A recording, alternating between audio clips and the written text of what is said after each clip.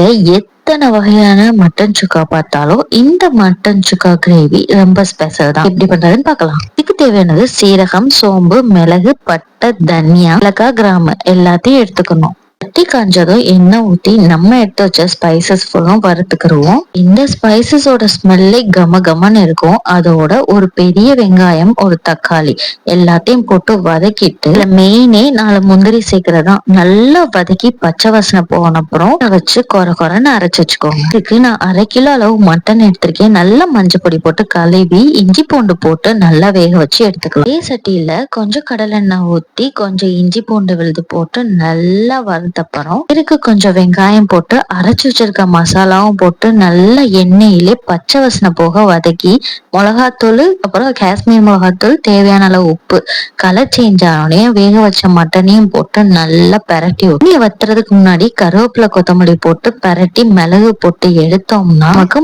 Mutton சுக்கா gravy ready. வெள்ளை சாதத்தோட நல்லா பெரட்டி சாப்பிட்டோம்னா இன்னொரு தட்டு சோறும் ஈஸியா சாப்பிட்டுருவாங்க. இந்த மாதிரி வீடியோக்கு நான் ஃபாலோ பண்ணிக்கோங்க. மறந்துடாம சப்ஸ்கிரைப் பண்ணி ஃப்ரெண்ட் அண்ட் ஃபேமிலிக்கு ஷேர் பண்ணிக்கோங்க.